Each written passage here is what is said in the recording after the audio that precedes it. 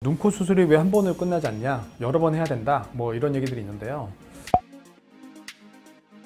그러니까 수술에 어느 정도 한계들이 있기 때문일 거예요. 근데 수술을 사실 좀 잘하면 할수록 한 번에 끝나는 경우들이 더 많습니다. 쌍꺼풀 같은 경우도 뭐 사실은 풀려서 여러 번 하신 분들도 많고요. 제일 많은 건 아마 그런 원인일 텐데, 그 원인 자체를 어느 정도 해결해 주면서 하면 당연히 한 번에 훨씬 더 수술의 결과가 더 좋을 수도 있겠죠. 그리고 코 같은 경우도 우리가 어느 정도 해결을 할 수 있는 게 있고 해결하기 어려운 것들도 있어요. 예를 들면 연골 구조는 변형이 생기면 또 여러 번 수술하게 돼요. 특히 코 수술을 할 때 제일 중요한 게 결국은 코끝인데, 코 수술의 거의 70~80%는 다 코끝을 만드는 수술입니다. 예를 들면 특히 뭐 이제 보통 다른 병원에서 하는 방식처럼 코끝 만들고 높이고 그 다음에 콧대 부분에 보형물 넣는 거야 더 얘기할 거리가 없죠. 근데 예를 들어서 코끝을 지탱해주는 그 구조가 뭔가 지탱을 잘 못해주고 튼튼하지 못하면 금방 변형이 오겠죠. 코끝이 떨어지거나 뭐 이런 변형들이 오게 되는데, 이런 변형이 오면 결국은 이렇게 변형이 많이 생길수록, 많이 떨어지거나 할수록 결국은 다시 높이는 작업들을 해야 되기 때문에 여러 번 재수할 수밖에 없는 경우들이 생겨요. 근데 이것도 어떻게 보면 환자분이 갖고 있는 내 연골이 튼튼하고 크고 이런 분들이면 더 그럴 가능성이 적겠지만, 연골이 약하고 작은 사람이고 튼튼하지 못한 사람일수록 이런 문제들이 생기기가 더 쉬운 거죠. 그래서 우리가 이제 방법적인 측면도 그래서 되게 중요한 게, 재료만 중요한 게 아니라 어떤 방식을 통해서 수술을 해야 그런 변형이 줄일 수 있느냐, 그런 것들이 상당히 중요한 부분일 거고요.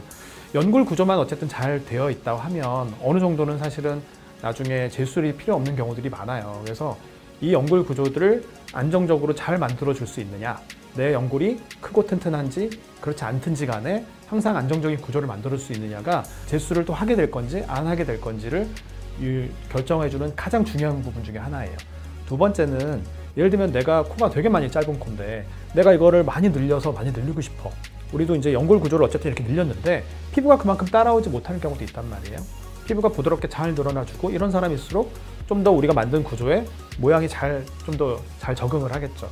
근데 그렇지 않은 사람 같은 경우는 우리가 아무리 안쪽에 있는 뭐 스마스층, 뭐 근육층 이런 거 제거한다 하더라도 이 늘어나는 것들이 사람마다 다 달라지기 때문에 그런 개인차도 있을 거예요. 근데 두 번째 수술할 때는 아무래도 그런 분들일수록 이제 피부가 조금 한번 적응을 하고 나면 두 번째는 조금 더 수월하게 되는 경우들도 있기는 있어요. 그래서 뭐 수술 방법적인 측면도 영향을 많이 주고요. 제가 보기엔 7~80%는 수술 방법적인 측면, 뭐 이런 것들이 선생님의 수술의 스킬, 이런 것들이 굉장히 중요하고, 나머지 한 20% 정도가 의사 선생님이 신이 아니기 때문에 극복하지 못하는 부분들, 이제 그런 것들은 시간을 두고 조금 교정을 통해서 나중에 좀 더 우리가 원하는 방향으로 뭐 교정하는 그런 것들을 이제 할 수 있게 될 건데, 원인은 그 정도라고 생각하면 되지 않을까 싶습니다. 그리고 당연히 재수라는 것보다는 처음에 한 번에 해서 다 하는 게 좋겠지만 우리가 약간씩은 그런 것들이 생길 수 있는 부분이 있겠죠. 근데 두 번, 세 번 하는 거, 세 번, 막 네 번, 이거는